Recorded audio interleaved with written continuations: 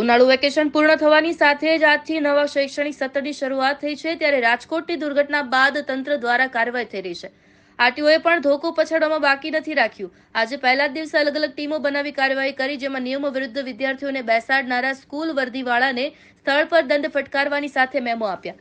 ક્ષમતા કરતાં વધુ બાળકોને સ્કૂલ વેનમાં ભરતા ચાલકો સામે કાર્યવાહી કરવામાં આવી હોય. વિદ્યાર્થીઓને ઘેટા બકરાની જેમ સ્કૂલ વેનમાં ભરી લઈ જતા સ્કૂલ વેન ચાલકો, આરટીઓ અને ટ્રાફિક પોલીસની કાર્યવાહી કરવામાં આવી.